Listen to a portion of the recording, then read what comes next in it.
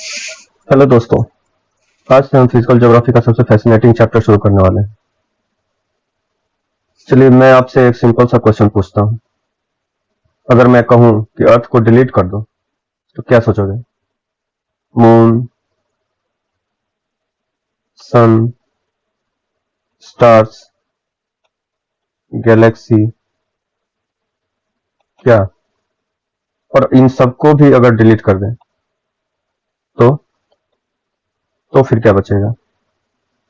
इसी सवाल का जवाब ढूंढते ढूंढते इंसान ने हजारों साल रिसर्च की और इसी रिसर्च का रिजल्ट है आज का चैप्टर, इवोल्यूशन ऑफ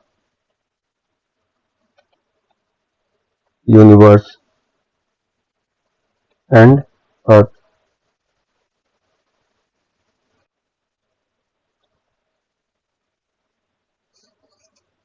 सबसे पहले एक कंफ्यूजन दूर करते हैं। लोग बोलते हैं अर्थ कैसे बनी, लेकिन साइंस कहती है अर्थ का आंसर तब मिलेगा जब पहले यूनिवर्स का आंसर मिले। जैसे अगर कोई पूछे मैंगो कहां से आया, तो इसके पहले क्या सोचोगे? सीड,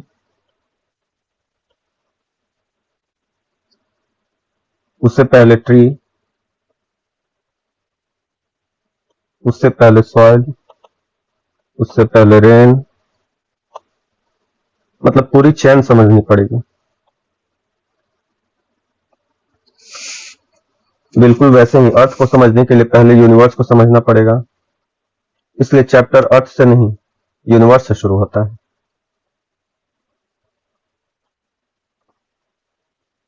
पहले के लोग क्या सोचते थे?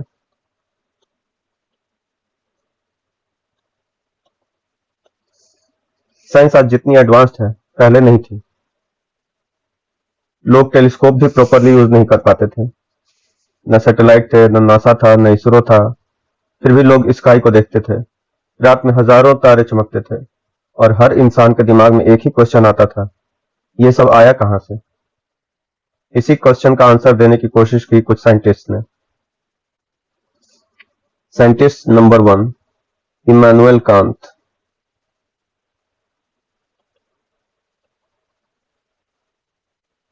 जर्मनी के फिलोसोफर थे।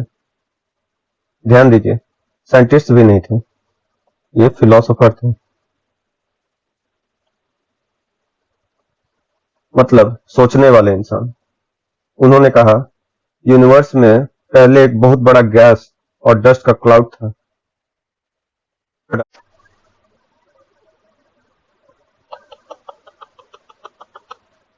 अब यहां एक वर्ड आया, डस्ट। ये घर की धूल नहीं है, स्पेस डस्ट है। माइक्रोस्कोपिक पार्टिकल्स, छोटे छोटे सॉलिड पार्टिकल्स और गैस। मैं आपसे पूछता हूं, कभी धूप में खिड़की से आती हुई सनलाइट देखी है?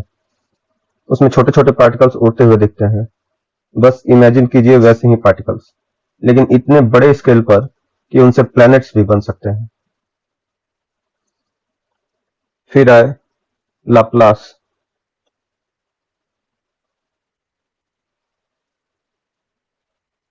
फ्रांस के मैथमेटिशियन। ध्यान दीजिए यहाँ पे मैथमेटिशियन।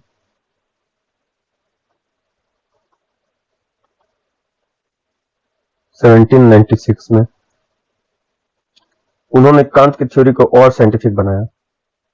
दोनों की थ्योरी को मिलाकर कहा गया नेबुलर हाइपोथेसिस।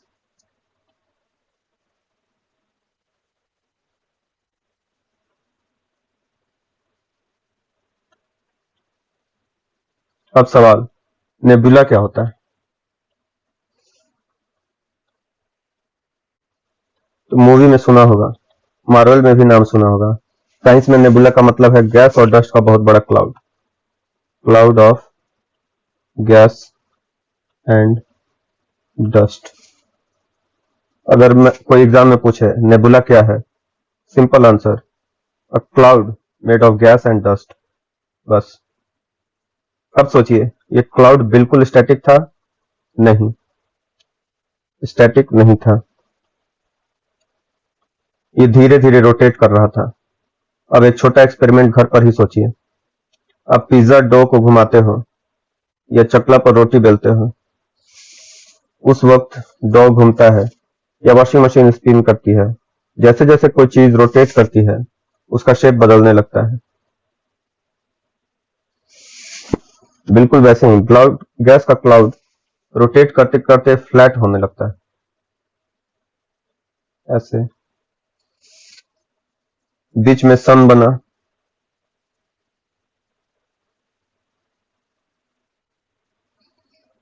और आसपास बची हुई गैस और डस्ट से प्लैनेट्स बन गए,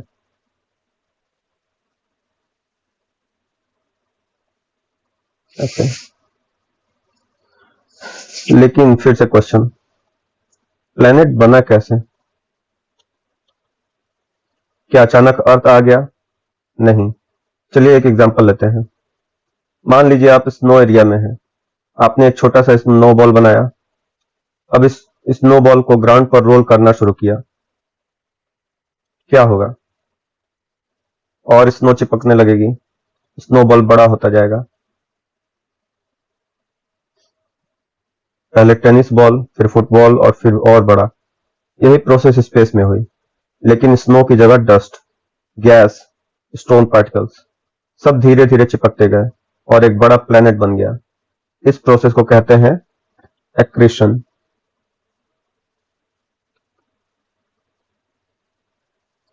ये वर्ड बहुत इंपॉर्टेंट है। एक्रीशन का मतलब है छोटे छोटे पार्टिकल्स का ग्रेविटी की वजह से चिपक कर बड़ा बॉडी बनाना।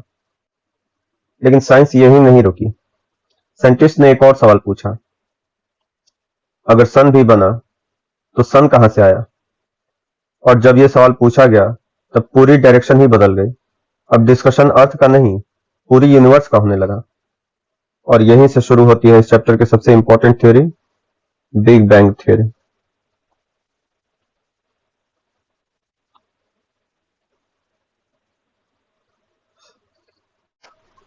आखिर यूनिवर्स की शुरुआत कैसे हुई? दोस्तों, अब तक हमने समझा कि कांट और लैप्लास ने बताया था कि प्लैनेट्स गैस और डस्ट के क्लाउड से बने।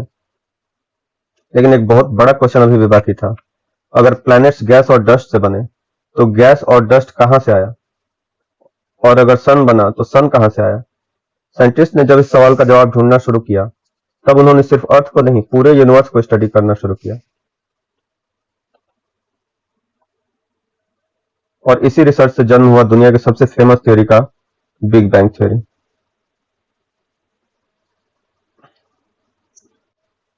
क्या बिग बैंग मतलब एक बहुत बड़ा बॉम्ब ब्लास्ट था? बिल्कुल नहीं।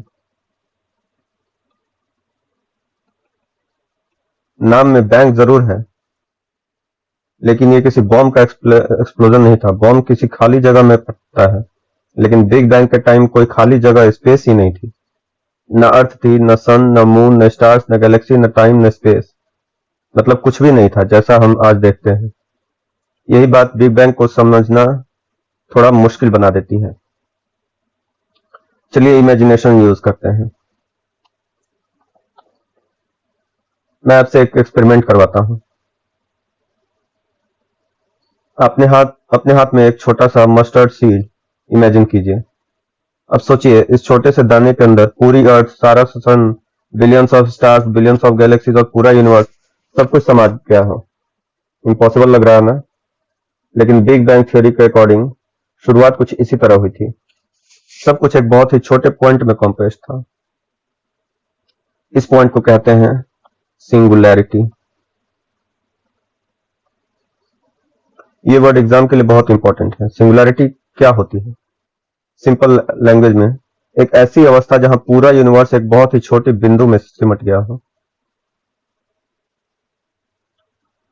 एनसीईआरटी कहता है कि उस टाइनी बॉल का वॉल्यूम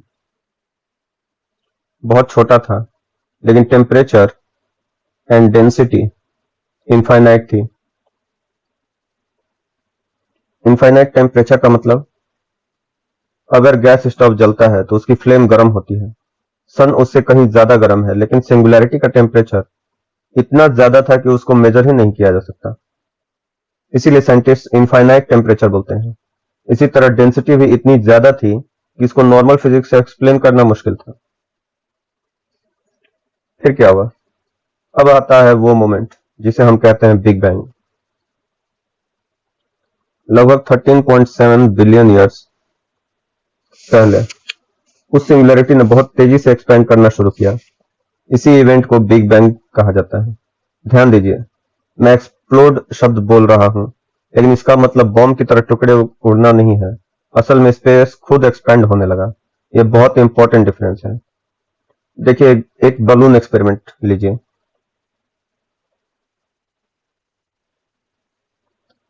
उस पर मार्कर से 5 डॉट्स बना दीजिए। हर डॉट को एक गैलेक्सी मान लीजिए। अब बलून फुलाइए।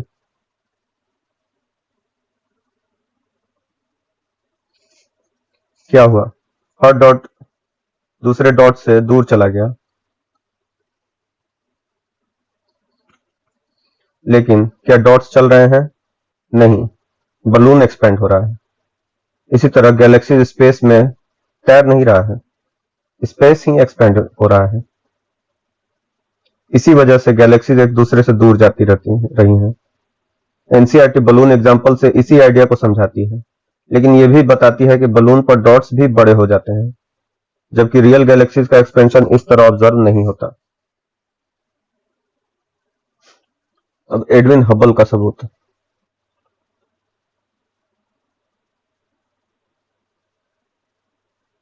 अब आप पूछेंगे, सर ये सब थ्योरी है, प्रूफ क्या है? बहुत अच्छा क्वेश्चन। 1920 के आसपास एक साइंटिस्ट थे, एडविन हबल। उन्होंने पावरफुल टेलीस्कोप से गैलेक्सीज को ऑब्जर्व किया और उन्होंने देखा कि जितनी दूर गैलेक्सी है उतनी ही तेजी से वो हमसे दूर जा रही है। यानी यूनिवर्स स्टैटिक नहीं है, यूनिवर्स एक्सपैंड हो रहा है। मतलब इसी ऑब्जर्वेशन ने बिग बैंग थ्योरी को बहुत मजबूत सपोर्ट दिया। बिग बैंग के बाद क्या हुआ? अब कहानी और इंटरेस्टिंग हो जाती है। सोचिए, एक बहुत गर्म यूनिवर्स धीरे धीरे ठंडा होने लगा। तारे कैसे बने?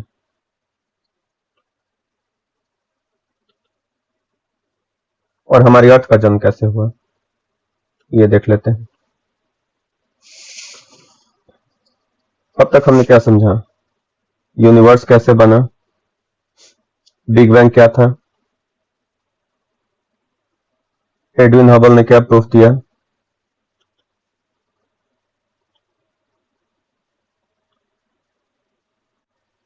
यूनिवर्स एक्सपेंड कैसे कर रहा है।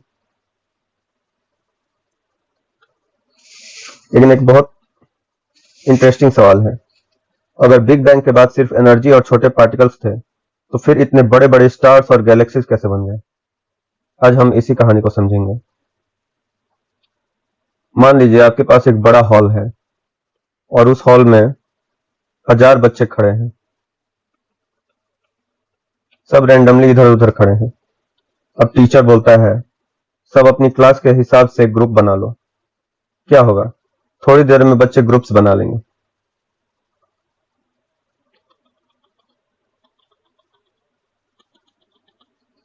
जो एक ही क्लास के हैं वो एक जगह इकट्ठा हो जाएंगे, बिल्कुल इस तरह। बिग बैंग के बाद मैटर भी हर जगह बिल्कुल इक्वली डिस्ट्रीब्यूट नहीं था। कहीं थोड़ा ज्यादा था, कहीं थोड़ा कम। ये छोटा सा डिफरेंस ही आगे चलकर पूरे यूनिवर्स की कहानी बदल देता है। सबसे पहले एक बात समझिए, ग्रेविटी का काम क्या है? ग्रेविटी चीजों को अपनी तरफ खींचती है। जैसे अगर आप हवा में बॉल उछालते हैं तो बॉल वापस नीचे आती है। क्यों? ग्रेविटी। स्पेस में गैस के करोड़ अरब पार्टिकल्स तैर रहे हैं। जहां पार्टिकल्स थोड़े ज्यादा थे वहां ग्रेविटी भी थोड़ी ज्यादा हो गई, और ज्यादा ग्रेविटी ने और पार्टिकल्स को खींच लिया। फिर और ग्रेविटी बढ़ी, फिर और पार्टिकल्स आए। ये प्रोसेस बार बार रिपीट होता गया। इस प्रोसेस को समझना बहुत इंपॉर्टेंट है। गैलेक्सी कैसे बनी? सबसे पहले गैस के बहुत बड़े बड़े क्लाउड बनने लगे। इन्हीं से बनी गैलेक्सी। गैलेक्सी क्या होती है? गैलेक्सी एक बहुत बड़ा सिस्टम है जिसमें करोड़ों अरबों stars gas, dust, dark matter और बहुत सारे सेलेस्टियल ऑब्जेक्ट्स होते हैं। हमारी गैलेक्सी का नाम है मिल्की वे गैलेक्सी।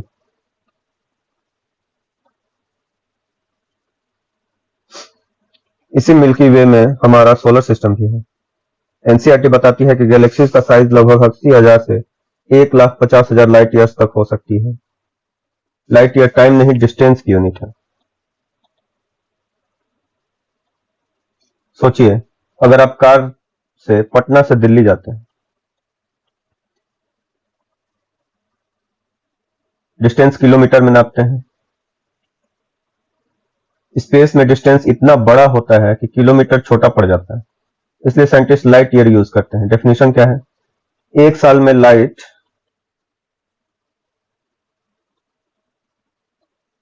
जितनी दूरी तय करती है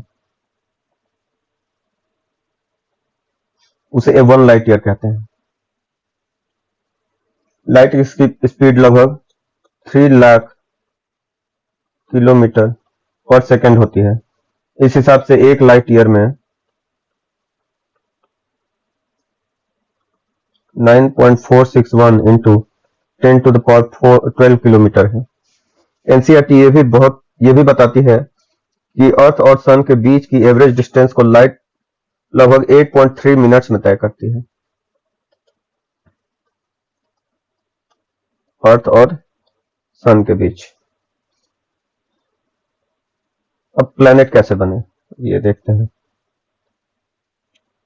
स्टार्स और सन तो देख लिया, प्लैनेट्स कैसे बने? स्टार बन गया, अब उसके आसपास क्या हुआ?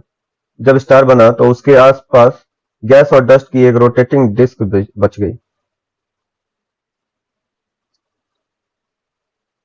इस डिस्क में छोटे छोटे पार्टिकल्स एक दूसरे से टकराने लगे। पहले धूल का कण, फिर पत्थर के टुकड़े, फिर और बड़े टुकड़े। हर कॉलिजन के बाद वो और बड़ा होते गए। इसी प्रोसेस को कहते हैं कोहेजन प्लस एक्रीशन, यानी चिपकना और धीरे धीरे बड़ा होना। प्लैनेटेसिमल क्या है? अब एक नया एग्जाम वर्ड है, प्लैनेटेसिमल।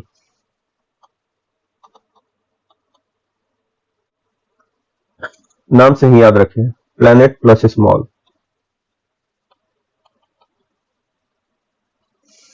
यानी प्लैनेट बनने से पहले का छोटा बॉडी। एनसीईआरटी के अनुसार छोटे पार्टिकल्स मिले,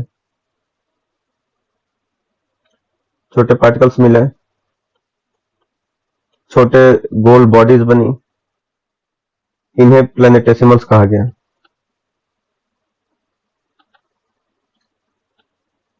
ये आपस में टकराकर और ग्रेविटी की मदद से बड़े होते गए। आखिर में इन्हीं से प्लैनेट्स बने। अब तक हमने देखा बिग बैंग हुआ, यूनिवर्स बना, गैलेक्सीज बनी, स्टार्स बने, सन बना और फिर प्लैनेट या अर्थ बनी। लेकिन अब एक बहुत इंपॉर्टेंट क्वेश्चन, क्या अर्थ शुरू से ही ऐसी थी जैसी आज है? क्या शुरू से यही यहाँ हिमालयाज थे, गंगा थी, समुद्र थे, जंगल थे, इंसान थे? बिल्कुल नहीं। अगर आज से लगभग 4.6 बिलियन ईयर्स पहले चला जाए तो सिर्फ कुछ ही सेकंड्स में जिंदा जल जाते हैं, क्योंकि उस समय अर्थ एक बहुत गर्म, पिघला हुआ, बंजर और निर्जीव लाइफलेस गोला थी, जिसके आसपास सिर्फ हाइड्रोजन और हीलियम वाली पतली एटमॉस्फेयर थी। एनसीईआरटी इसी इनिशियल कंडीशन का वर्णन करती है। चलिए टाइम मशीन में चलते हैं।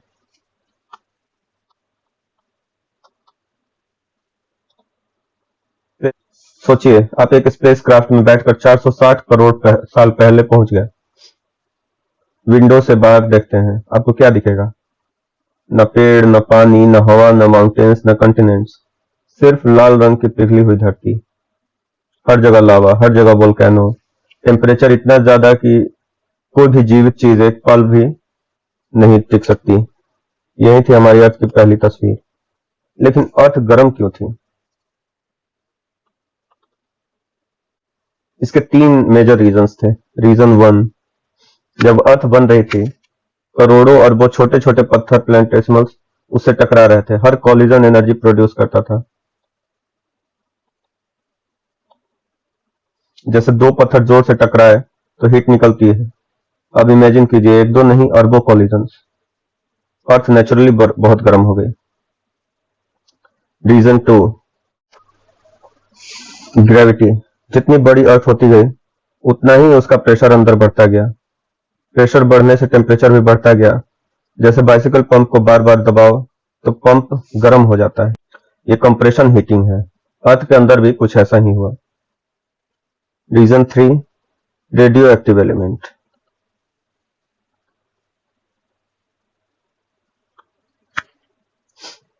अर्थ के अंदर यूरेनियम, थोरियम जैसे रेडियो एक्टिव एलिमेंट्स भी थे।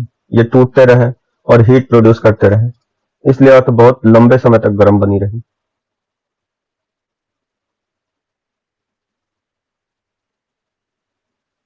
अब सबसे इंपॉर्टेंट कॉन्सेप्ट, डिफरेंशिएशन।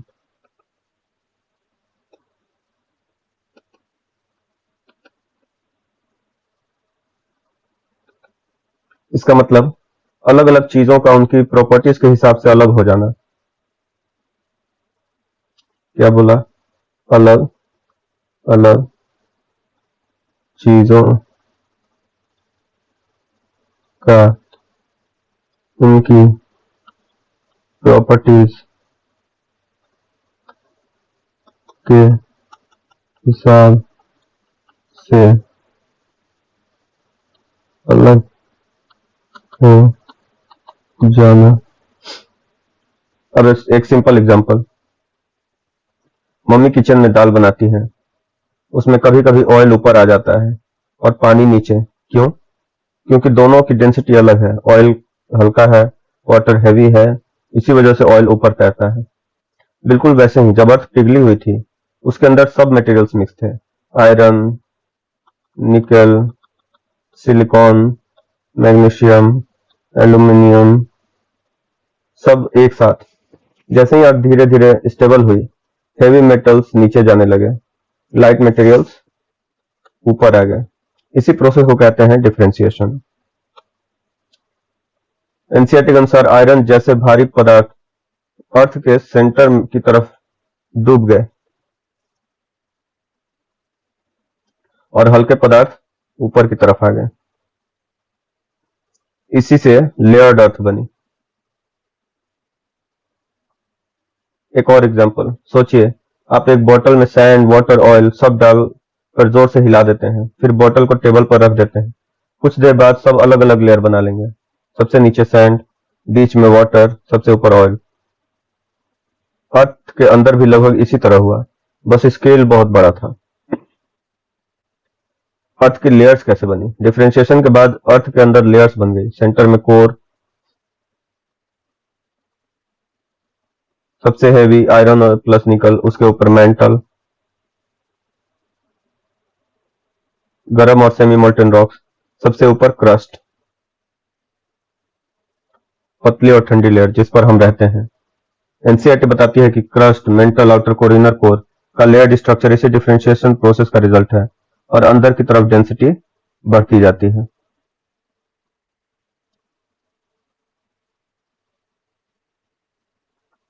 लिथोस्फीयर का जन्म। अब सवाल, हम जिस जमीन पर चल रहे हैं ये कब बनी? जब अर्थ धीरे धीरे ठंडे होने लगी तो सबसे पहले उसकी बाहरी सरफेस ठंडी हुई। जैसे गर्म दूध का थोड़ी देर छोड़ दो, उसके ऊपर मलाई जम जाती है, नीचे दूध अभी भी गर्म होता है। बिल्कुल वैसे ही अर्थ के अंदर एक हार्ड लेयर बन गई। इसी हार्ड लेयर को हम क्रस्ट कहते हैं और क्रस्ट के साथ अपर मोस्ट मेंटल मिलकर लिथोस्फीयर बनाते हैं। Crust plus upper most mental, इसको बोलते हैं लिथोस्फीयर।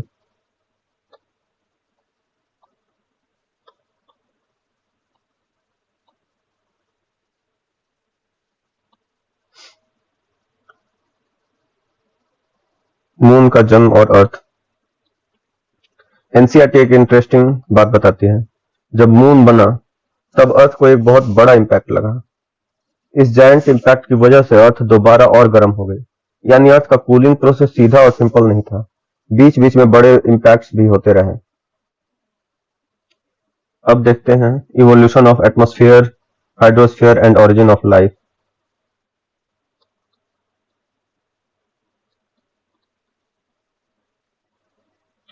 अब सोचिए, अगर आज की अर्थ से सारी हवा हटा दी जाए, सारा पानी गायब कर दिया जाए और ऑक्सीजन खत्म कर दी जाए, तो क्या कोई इंसान जिंदा रह पाएगा? बिल्कुल नहीं। यानी सिर्फ अर्थ का होना ही काफी नहीं है। लाइफ के लिए 3 चीजें सबसे जरूरी हैं: एटमॉस्फेयर, हाइड्रोस्फीयर और सही टेम्परेचर। लेकिन शुरुआत में अर्थ के पास ये तीनों नहीं थे, तो फिर ये आए कहां से? आज हम इसी कहानी को समझेंगे। स्टेज 1 में पहले एटमॉस्फेयर। स्टेज 1 में फर्स्ट एटमॉस्फेयर। सबसे पहले एक सवाल, क्या अर्थ पर शुरू से ऑक्सीजन थी? नहीं, बिल्कुल नहीं। ये बहुत इंपॉर्टेंट एग्जाम पॉइंट है। जब अर्थ बनी थी, उसके आसपास की पहली एटमॉस्फेयर में मेनली 2 गैसेस थी, हाइड्रोजन और हीलियम।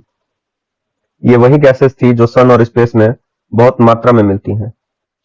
लेकिन ये गैसेस गई कहां? सोचिए, अगर बहुत तेज हवा चले और आप टेबल पर रखी हल्की धूलों को देखें, तो क्या होगा? धूल उड़ जाएगी। इसी तरह सन से लगातार चार्ज्ड पार्टिकल्स निकलते रहते हैं। इन्हें कहते हैं सोलर विंड।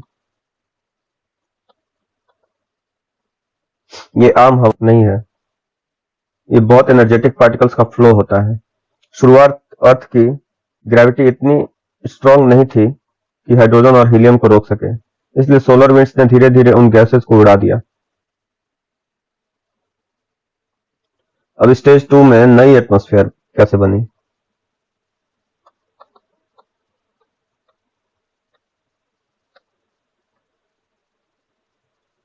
अब सवाल, अगर आप पहली एटमॉस्फेयर चली गई तो दूसरी आई कहां से? जवाब है अर्थ के अंदर से।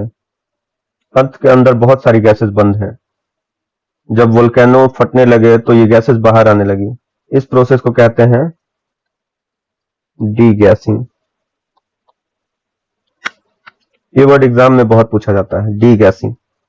अर्थ के इंटीरियर से गैस के बाहर निकलना। अर्थ के इंटीरियर से गैसेस का बाहर निकलना। एनसीईआरटी बताती है कि लगातार वोल्केनिक इरप्शंस ने वाटर वेपर और गैसेस एटमॉस्फेयर में छोड़ी। कौन कौन सी गैसेस निकली? इस न्यू एटमॉस्फेयर में मेनली ये गैसेस थी: water vapour, carbon dioxide, nitrogen, methane, ammonia, और फ्री ऑक्सीजन लगभग नहीं थी। ये पॉइंट बहुत इंपॉर्टेंट है। आज हम ऑक्सीजन के बिना जी नहीं सकते, लेकिन उस समय अर्थ पर ऑक्सीजन थी ही नहीं। अब समुद्र कैसे बने? अगर एटमॉस्फेयर में वाटर वेपर थी तो ओशंस कैसे बने? सोचिए, प्रेशर कुकर से स्टीम निकलती है। अगर उस स्टीम को ठंडा कर दो तो क्या बनेगी? पानी। बिल्कुल वैसे ही जब अर्थ धीरे धीरे ठंडी होने लगी, एटमॉस्फेयर की वाटर वेपर भी कंडेंस होने लगी, क्लाउड बने और फिर लाखों सालों तक बारिश होती रही। सोचिए, एक दिन नहीं, एक साल नहीं, हजारों लाखों साल तक लगातार रेन। ये पानी नीचे के गड्ढों में, डिप्रेशंस में जमा होता गया और धीरे धीरे ओशंस बन गए। एनसीईआरटी के अनुसार अर्थ के ओशंस अर्थ की फॉर्मेशन के लगभग 500 मिलियन ईयर्स के अंदर बन गए और उनकी एज लगभग 4 बिलियन ईयर्स मानी जाती है।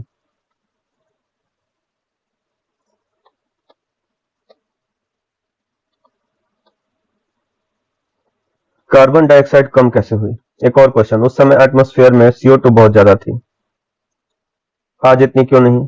क्योंकि बारिश का पानी CO2 को डिसॉल्व करता गया। जितनी बारिश हुई उतनी CO2 पानी में घुलती गई। इससे एटमॉस्फेयर ठंडी होती गई और कंडेंसेशन और बढ़ गई। यानी एक पॉजिटिव चेन रिएक्शन शुरू हो गई। अब है लाइफ का जन्म। पहले जीव कब आए? एनसीईआरटी के अनुसार लगभग 3.8 बिलियन ईयर्स पहले सबसे पहले लाइफ इवॉल्व हुई। ध्यान दीजिए, न डायनासोर, न इंसान, न मछली। सबसे पहले बहुत ही सिंपल माइक्रोस्कोप ऑर्गेनिजम्स आए। साइंस मानता है कि पहले कॉम्प्लेक्स ऑर्गेनिक मॉलिक्यूल्स बने, फिर उन्होंने आपस में जुड़कर ऐसे सिस्टम्स बनाए जो खुद की कॉपी बना सकते थे। इसी प्रोसेस से जीवन की शुरुआत हुई। ऑक्सीजन कब आई? अब एक बहुत इंपॉर्टेंट क्वेश्चन, अगर ऑक्सीजन नहीं थी तो आई कब? जब ओशंस में कुछ माइक्रोस्कोपिक ऑर्गेनिजम्स आए, जैसे ब्लू ग्रीन अलगी, तो उन्होंने एक प्रोसेस शुरू की, फोटोसिंथेसिस।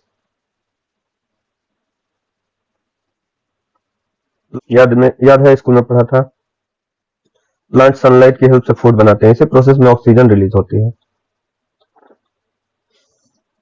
शुरुआत में ये ऑक्सीजन ओशंस में ही घुलती रही। जब ओशंस ऑक्सीजन से भर गए, तब लगभग 2 बिलियन ईयर्स पहले ऑक्सीजन एटमॉस्फेयर में जमा होने लगी।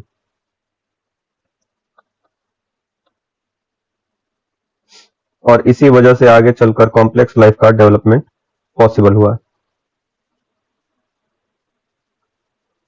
इजी टाइमलाइन क्या है? Hot earth, volcanoes, degassing, water vapour, rain, oceans, simple life,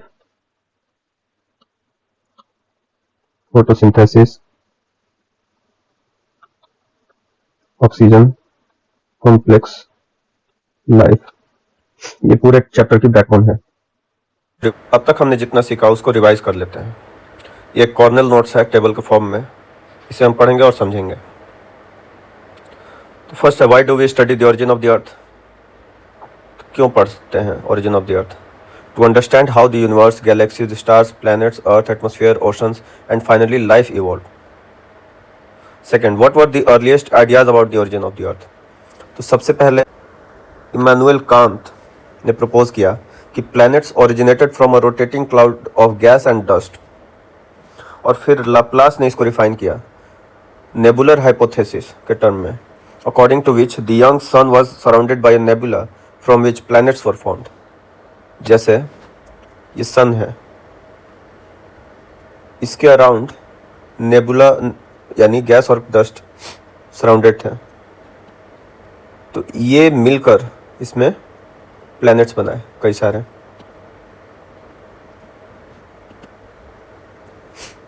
अब है, how was the nebular hypothesis further modified?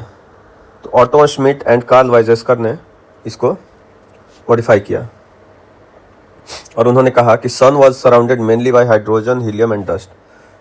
Through friction, collision and accretion planets gradually formed.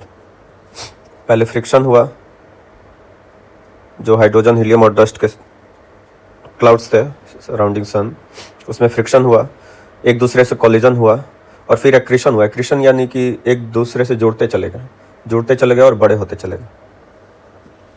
Why did scientists shift from the origin of the earth to the origin of the universe? पहले origin of earth पढ़ने के से पहले origin of universe पढ़ना जरूरी था, क्योंकि to explain earth's origin completely they first had to explain how the universe itself originated.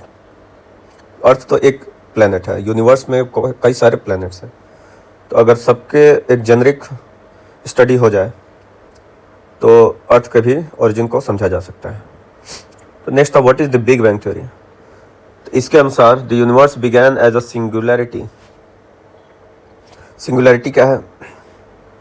A tiny point with infinite temperature and density. About 13.7 billion years ago, it expanded rapidly in an event called the Big Bang. The universe has been expanding ever since. तो what evidence supports the Big Bang theory? तो Edwin Hubble के अनुसार galaxies are moving away from each other. उन्होंने telescope से देखा कि Galaxy जो है एक दूसरे से दूर जा रही हैं। तो ये प्रूफ है कि यूनिवर्स जो है एक्सपैंड कर रहा है। What were the important stages after the big bang? Big bang से रैपिड एक्सपेंशन हुआ, फर्स्ट एटम्स फॉर्म हुए फर्स्ट 3 मिनट्स में। Universe became transparent after about 3 lakh years as temperature fell to around 4500 kelvin. तो galaxies कैसे form हुए? Matter was not evenly distributed after the big bang. Regions with greater density had stronger gravity, attracting more matter. These massive collections became galaxies. जैसे हमने उसमें student वाला देखा था कि रैंडमली स्कैटर्ड हैं रूम में, लेकिन कह दिया जाए कि आप अब क्लासरूम बनो, मतलब क्लासरूम के अनुसार इकट्ठे हो जाओ, तो क्लासरूम के हिसाब से इकट्ठे होते गए। वैसे ही गैस और डस्ट एक जगह इकट्ठा होते गए, और जहाँ इकट्ठा हुए वहाँ ग्रेविटी और ज़्यादा काम की, तो और ज़्यादा इकट्ठा हुए, और इससे गैलेक्सीज बनी। What is a nebula and how are stars formed? A nebula is a giant cloud of hydrogen gas and dust. Gravity compresses the gas into dense clumps, which eventually become stars. Stars are believed to have formed around 5 to 6 billion years ago. Nebula जो है hydrogen gas और dust का एक cloud है। Gravity ने इस gas को compress करके स्टार्स बनाया। तो हाउ आर प्लैनेट्स फॉर्म्ड? तो around newly formed stars gas and dust formed a rotating disc. जैसे ये स्टार है, इसके अराउंड डस्ट और गैस है जो कि रोटेट कर रहे हैं डिस्क के फॉर्म में। तो small particles collided and stuck together, इसको एक्रीशन बोलते हैं, टू फॉर्म प्लैनेटेसिमल्स यानी small planets, which further combine to form planets. What was the condition of the earth immediately after its formation? तो जब form हुआ अर्थ, तो वो हॉट था, मोल्टन था, रॉकी था, बैरन था, मतलब बंजर था, with a thin atmosphere of hydrogen and helium, यानी इसमें ऑक्सीजन नहीं था, न वाटर था, न लाइफ था। How did the earth layered structure develop? Earth के जो लेयर्स हैं, कोर हो गया, फिर मेंटल हो गया, फिर क्रस्ट हो गया, तो ये डिफरेंशिएशन से बना। हैवी मेटल्स जैसे आयरन और निकल सेंटर की तरफ चले गए, और लाइटर मटेरियल्स अपवर्ड मूव हो गए, forming the crust, mantle, outer core and inner core.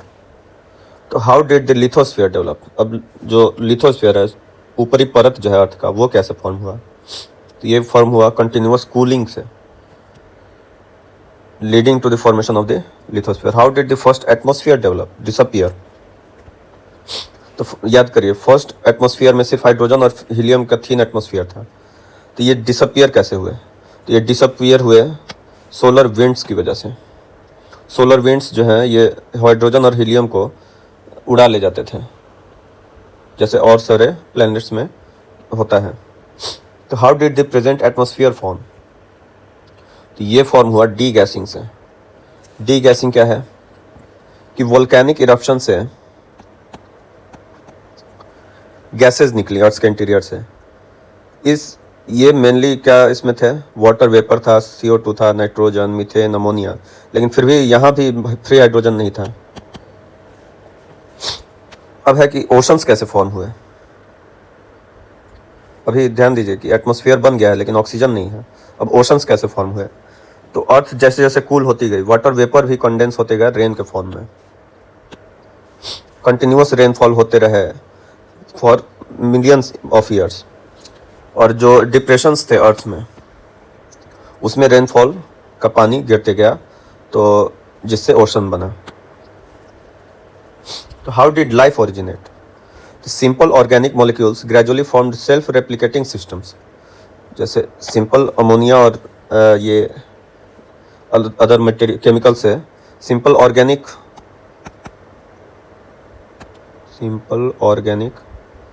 Molecules बने। इससे फिर सेल्फ रेप्लिकेटिंग या रिप्रोडक्शन होने वाला, सेल्फ रेप्लिकेटिंग जीव बने। The earliest microscopic life appeared in oceans about 3.8 billion years ago. अब ऑक्सीजन कैसे आया एटमॉस्फेयर में? तो यही जो सेल्फ रेप्लिकेटिंग ऑर्गेनिजम्स में जो माइक्रोस्कोपिक लाइफ बना, उसमें एक आया फोटोसिंथेटिक ऑर्गेनिजम्स, जैसे ब्लू ग्रीन अलगी या साइनोबैक्टीरिया। ये फोटोसिंथेसिस करके ऑक्सीजन को रिलीज करते थे। After the oceans became saturated, oxygen accumulated in the atmosphere about 2 billion years ago, making complex life possible. What is the complete evolutionary sequence?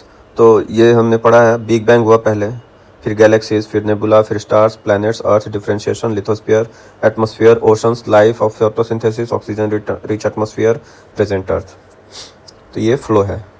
तो ऐसे हमने पढ़ा। अब MCQ भी देख लेते हैं। इसी नोट्स को मैं चैट जीपीटी में डालूंगा और बोलूँगा कि MCQ, उसको प्रॉम्प्ट दूंगा कि MCQ हमें प्रोवाइड करो 1 by 1, और हम लोग सॉल्व करते जाएंगे। चलिए वहाँ चलते हैं। ये रहा आपका फर्स्ट क्वेश्चन। हमें अटेम्प्ट करते जाना है, वीडियो को पॉज करना है, ऑप्शंस देखने हैं, अटेम्प्ट करना है। कमेंट में ऑप्शंस लिखिए, question number 1, option A B C D कुछ भी, और फिर देखिए वीडियो को प्ले कीजिए और देखिए कि सही आंसर क्या है। इसमें हमें घबराना नहीं है कि सही हो रहा है, गलत हो रहा है। गलत मुझसे भी हो सकता है। तो चलिए देखते हैं, अटेम्प्ट करते हैं। पहला question, which one of the following statements best describes the nebular hypothesis. इसको पॉज कीजिए, पढ़िए और बताइए आंसर क्या हो सकता है। मैंने इसका अटेम्प्ट किया है B। तो देखते हैं करेक्ट आंसर। तो करेक्ट है, इसमें इजी था। तो आगे बढ़ते हैं। Who provided observational evidence that the universe is expanding. Attempt कीजिए इसका। मेरे हिसाब से आंसर होना चाहिए C।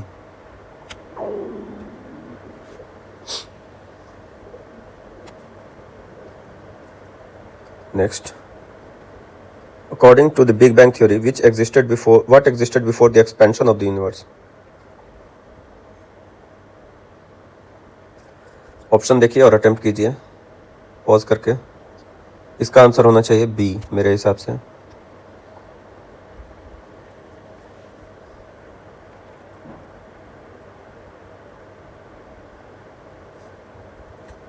करेक्ट है। एक्सप्लेनेशन भी आप पढ़ सकते हैं, लेकिन मेरे हिसाब से ये इजी क्वेश्चन था। तो आगे बढ़ते हैं। ये सब पढ़ सकते हैं आप पॉज करके।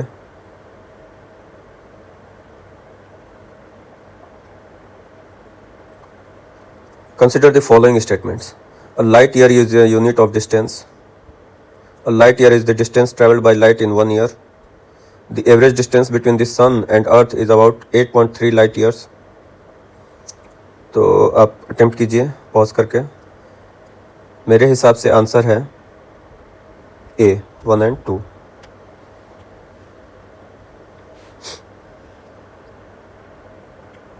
क्योंकि ऑप्शन 3 में, स्टेटमेंट 3 में दे रहा है 8.3 लाइट ईयर्स, नहीं 8.3 मिनट्स में ट्रैवल करता है लाइट। तो ये लाइट ईयर नहीं है, मिनट्स है। मिनट्स में ट्रैवल किया गया डिस्टेंस।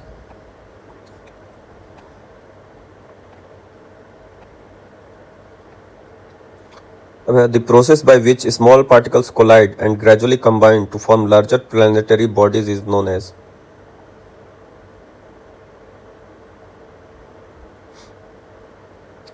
इसका आंसर दीजिए। मेरे हिसाब से आंसर होगा C।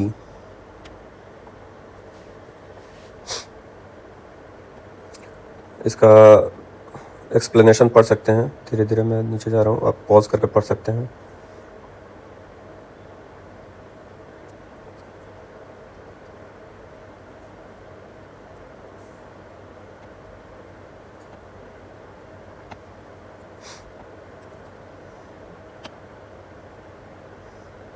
मेमोरी ट्रिक याद रख सकते हैं। एक्रीशन का मतलब adds particles to make planets. Differentiation different layers बनाता है। Degassing interior of earth से गैसेस बाहर निकाल के एटमॉस्फेयर बनाता है। और कंडेंसेशन जो क्लाउड्स बनाते हैं एटमॉस्फेयर में और उससे जो ओशन बना उसको कंडेंसेशन कहते हैं। अब असर्शन रीजन टाइप। असर्शन है the earth initially existed as a hot molten barren body, और रीजन है during earth formation heavy elements like iron and nickel immediately formed the crust. Answer आप लगाइए। मेरे हिसाब से आर इज फॉल्स, सी होना चाहिए।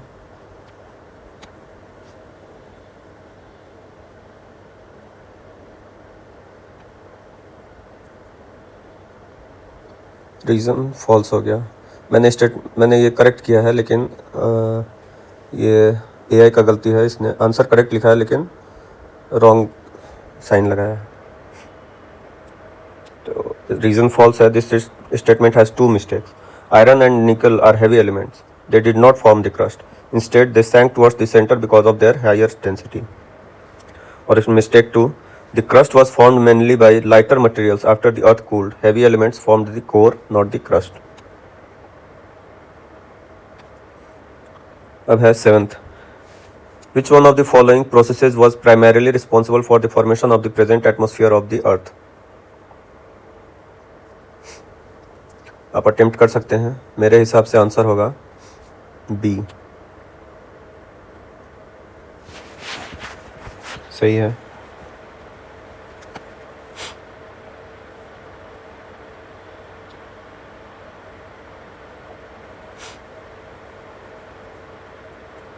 अब MCQ 8, arrange the following events in the correct chronological order.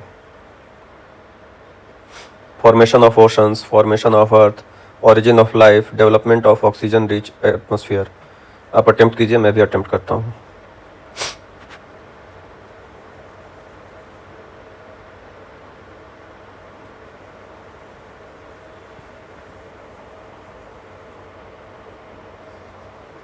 इसका आंसर ए होना चाहिए।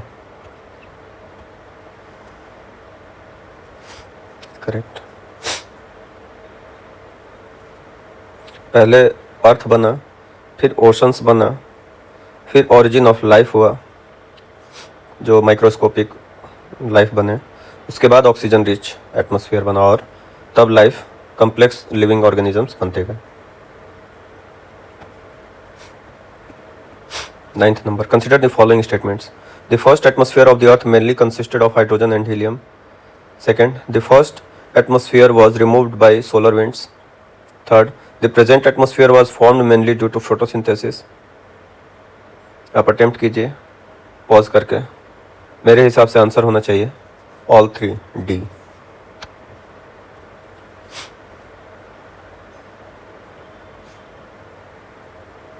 नहीं, थर्ड गलत है। थर्ड क्यों गलत है? The present atmosphere was formed mainly due to photosynthesis, ये इनकरेक्ट दे रहा है। This is the trap. What actually happened? The present atmosphere was mainly formed by volcanic degassing. अच्छा, जो बोल रहा है water vapour, carbon dioxide, nitrogen, methane, ammonia, ये सब सेकेंड एटमॉस्फेयर बनाया, लेकिन फाइनल जो ऑक्सीजन ऐड हुआ वो फोटोसिंथेसिस के द्वारा हुआ था। तो मॉडिफिकेशन ऑफ एटमॉस्फेयर जो है वो फोटोसिंथेसिस के द्वारा हुआ। फॉर्मेशन ऑफ एटमॉस्फेयर जो है वो डीगैसिंग के द्वारा हुआ। तो NCERT clearly mentions 3 stages: loss of primordial atmosphere, formation of a new atmosphere from earth interior, modification of the atmosphere by the living world through photosynthesis.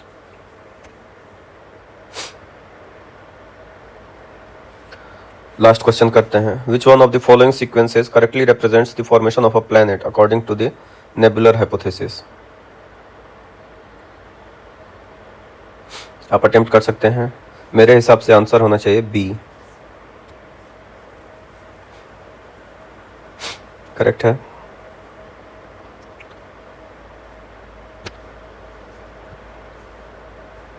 आप एक्सप्लेनेशन पढ़ सकते हैं।